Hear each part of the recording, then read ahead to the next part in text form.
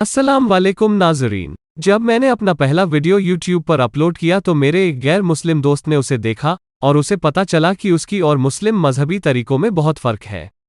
लेकिन गमगीन करने वाली बात यह थी कि उन्होंने कहा, मुसलमानों को गैर मुस्लिमों को कत्ल करने का हुक्म क्यों दिया जाता है। उनकी गलतफहमी को दूर करने में मुझे कुछ वक्त लगा। तब मैंने सोचा कि चूंकि मेरा असल मकसद इस्लाम के बारे में गलतफहमियों को दूर करना और सच्चाई को फैलाना है, क्यों ना इस पर एक वीडियो बनाई जाए। तो चलिए शुरू करते हैं। आज की टॉपिक पर बात करने से पहले मैं 2-3 बात बताना चाहता हूँ। मोहम्मद बिन कासिम ने 712 ईस्वी में सिंध प्रदेश को फतह किया। तब से 1707 ईस्वी तक मुसलमानों ने हिंदुस्तान पर हुकूमत की। लेकिन आज भी हिंदुस्तान में गैर मुसलमान 80% हैं। दूसरी बात, सारे अरब इस्लामी मुल्क होने के बावजूद आज भी वहां 10 से 15 मिलियन गैर मुस्लिम रहते हैं। अब चलिए आज की टॉपिक पे बात करते हैं। क्या कुरान वाकई मुसलमानों को हर गैर मुस्लिम को कत्ल करने का हुक्म देता है? आइए कुरान और हदीस की रोशनी पर इसकी चर्चा करें। सबसे पहले, इस्लाम लफ्ज़ का मतलब है अल्लाह यानी ईश्वर के मर्जी के आगे समर्पण हो जाना। तो अगर कोई ईश्वर के मर्जी के सामने खुद को समर्पण नहीं करता है, तो ये पूरी तरह से उसके और उसके खालिक यानी अल्लाह के बीच का मामला है। कुरान 2:256 कहता है, दीन में किसी तरह की जबरदस्ती नहीं, क्योंकि हिदायत गुमराही से अलग जाहिर हो चुकी है, यानी उसके रब के सिवा कोई उसे ऐसा करने पर मजबूर नहीं कर सकता। इस्लाम अमन का मजहब है। कुरान को अल्लाह ताला ने पूरी इंसानियत के लिए भेजा है, न कि सिर्फ मुसलमानों के लिए। अल्लाह ताला कुरान 7:158 के जरिए कहते हैं, कहो ए मोहम्मद, ए इंसानों, असल में मैं तुम सबके पास अल्लाह का रसूल बनाकर भेजा गया, जो तमाम आसमानों और ज़मीन का बादशाह है। फिर अल्लाह कुरान 34:28 में कहते हैं, ए रसूल, हमने आपको तमाम इंसानियत के लिए नेकों को बेहश्त की खुशखबरी देने वाला और गुनाहगारों को अजाब से डराने वाला पैगंबर बनाकर भेजा, मगर ज़्यादातर लोग नहीं जानते। इस्लाम सिखाता है कि हम सब आदम अलैहिस्सलाम की औलाद हैं। इस्लाम सिखाता है कि सारे इंसान अल्लाह के सामने बराबर हैं, जात, वर्ग या राष्ट्रीयता की परवाह किए बिना। यानी सारी इंसानियत एक परिवार है। इस्लाम इंसानियत से ज़्यादा इंसानियत सिखाता है। कुरान 5:32 कहता है, जो शख्स किसी को न जान के बदले में और न मुल्क में फसाद फैलाने की सज़ा में बल्कि नाहक कत्ल कर डालेगा तो गोया उसने सब लोगों को कत्ल कर डाला, और जिसने एक आदमी को बचाया तो गोया उसने सब लोगों को बचाया। तो किसी इंसान को नाहक कत्ल करना पूरी इंसानियत का कत्ल करने जैसा जुर्म माना जाएगा। और लोग कहते हैं कि कुरान मुसलमानों को हर गैर मुसलमान को कत्ल करने का हुक्म देता है। चलिए आगे बढ़ते हैं। हम देखेंगे कि कुरान गैर मुसलमानों से नफरत करने से भी मना करता है। कुरान ने दूसरे मजहब के झूठे ईश्वरों का अपमान करने से मना किया है। कुरान कहता है 6:108, जो अल्लाह के सिवा किसी की खुदा समझकर इबादत करते हैं, उन्हें तुम बुरा न कहा करो, वरना ये लोग भी खुदा को बिना समझे अदावत से बुरा भला कह बैठे। जो ईश्वर दूसरे मजहब के झूठे ईश्वर का अपमान भी न करने का हुक्म दे रहा है, वो दूसरे मजहब के लोगों को कत्ल करने का हुक्म कैसे दे सकता है। लोगों को सच से महरूम रखने के लिए इस्तेमाल की जाने वाली आयत कुरान 9:5 है।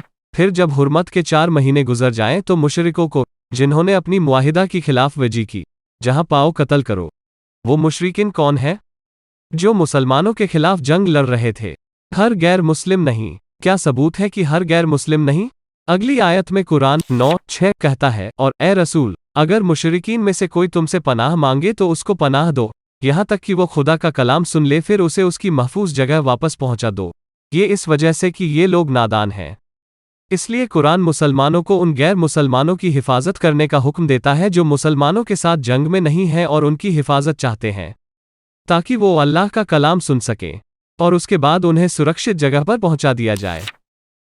गैर मुसलमान 2 तरह के होते हैं। पहला, जिन लोगों को मुसलमानों से कोई दिक्कत नहीं है। दूसरे, वो लोग जो हमेशा अपने ईमान की वजह से मुसलमानों को दुनिया से खत्म करना चाहते हैं। पहले ग्रुप के लिए कुरान 60:08 कहता है, जो लोग तुमसे तुम्हारे दीन के बारे में नहीं लड़े और न तुम्हें घरों से निकाले, उन लोगों के साथ एहसान करने और उनके साथ इंसाफ से पेश आने से खुदा तुम्हें मना नहीं करता। बेशक खुदा इंसाफ करने वालों को पसंद करता है। इसलिए कुरान मुसलमानों को, जो गैर मुसलमान उनके साथ उनके दिन की वजह से जंग नहीं करते, उनके साथ हक से पेश आने और इंसाफ का मामला करने का हुक्म देता है। दूसरे ग्रुप की बात करें तो दुश्मन को दोस्त समझना अक्लमंदी का काम नहीं है। एक दुश्मन को वैसे ही देखें जैसे वो है। तो उनके साथ क्या करना है? उनसे नफरत करें, उनसे दूर हो जाएं?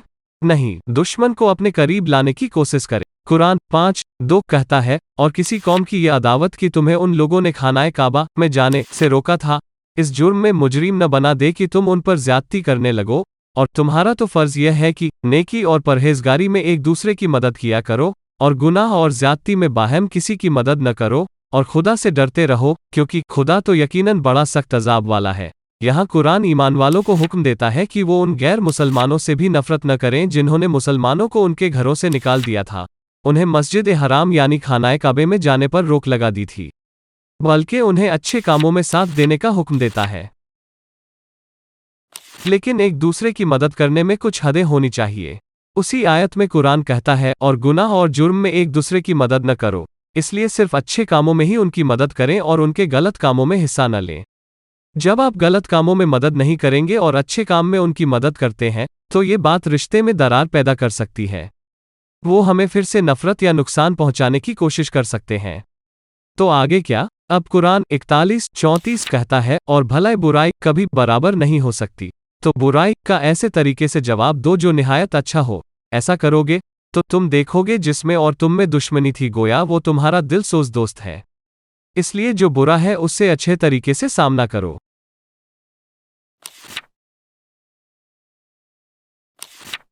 लेकिन जब जंग नागजीर हो तो कुरान दुश्मन से लड़ने का हुक्म देता है। कुरान 2:190 कहता है, और जो लोग तुमसे लड़े तुम भी खुदा की राह में उनसे लड़ो और ज्यादती न करो, क्योंकि खुदा ज्यादती करने वालों को हरगिज पसंद नहीं करता। इसलिए कुरान केवल दुश्मन के हमले पर जवाबी हमला करने का हुक्म देता है, बेवजह पहले जंग करने का नहीं। और यह सही है, क्योंकि अगर तुम वापस नहीं लड़ोगे तो तुम दुश्मन की तलवार के नीचे कत्ल हो जाओगे। लेकिन अगर कोई हद से तजावुज करेगा तो सजा उसका मुकद्दर होगा, क्योंकि खुदा ज्यादती करने वालों को पसंद नहीं करते हैं। हम देख सकते हैं कि कुरान जहां भी लड़ने का हुक्म देता है, वो सिर्फ उन लोगों से लड़ने का हुक्म देता है जो मुसलमानों के खिलाफ जंग करते हैं, सबके खिलाफ नहीं। नाज़रीन, आपके सामने ये सारी बातें वजाहत करने के बाद अब आप सबके मन में ये सवाल आता होगा कि अगर इस्लाम इतना अमन पसंद मजहब है तो हर बार जब हम कोई दुर्घटना देखते हैं तो एक मुसलमान पर्दे के पीछे क्यों होता है? आज की दुनिया में लोग सोशल मीडिया पर 2 या 3 फेक नफरत फैलाने वाले वीडियो देखते हैं और फिर वो निकल पड़ते हैं इस्लाम का फैसला करने। बिना सच जाने इस्लाम पर इल्जाम लगाना शुरू कर देते हैं। सच्चाई की तलाश करने के बजाय वो बेबुनियादी इल्जामों पर चर्चा करने में खुद को मसरूफ रखते हैं। मीडिया अक्सर मुसलमानों के बारे में गलत बातें ही दिखाता है, और उसी के आधार पर लोग इस्लाम को जज करते हैं। इस्लाम परफेक्ट है लेकिन मुसलमान नहीं। अगर आप मुस्लिमों को जज करना चाहते हैं तो उनमें से सबसे बेहतरीन मुसलमान को जज कीजिए, और वो है पैगंबर मोहम्मद सल्लल्लाहु अलैहि वसल्लम। अगर कोई इस्लाम पर सही से तहकीक करता है, कुरान को ध्यान से पढ़ता है और गलतफहमियों को दूर करता है, तो वो हमेशा सच्चाई का पता लगाने में कामयाब होगा।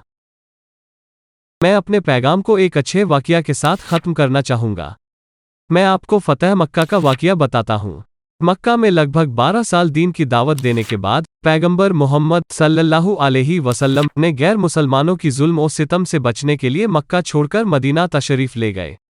लेकिन 8 साल बाद आप सल्लल्लाहु अलैहि वसल्लम एक फातह बनकर मक्का में दाखिल हुए।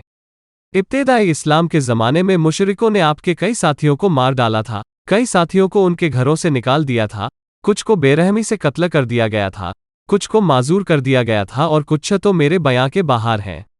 ये सब इसलिए क्योंकि उन्होंने इस्लाम कबूल कर लिया था। इसलिए जब आप 8 साल के जद्दोजहद के बाद एक फातह के तौर पर मक्का में दाखिल हुए, तो सारे मुशरिक सोच रहे थे कि आज वो सब सजा पाने जा रहे हैं जो उन्होंने माजी में मुसलमानों के साथ किया था। हर कोई यही सोच रहा था, आज बदला लेने का दिन है। मुशरिकिन डर से कांप रहे थे। लेकिन आप सल्लल्लाहु अलैहि वसल्लम ने ऐलान कर दिया, आज माफ करने का दिन है।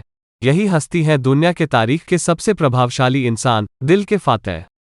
यही हैं इमामुल अंबिया जिन्हें रहमतुल लिल आलमीन बनाकर भेजा गया, और आप सल्लल्लाहु अलैहि वसल्लम ने ये साबित कर दिया। मोहम्मद सल्लल्लाहु अलैहि वसल्लम के बारे में ज्यादा जानने के लिए नीचे दिए गए लिंक पर दी सील्ड नेक्टर किताब डाउनलोड करें।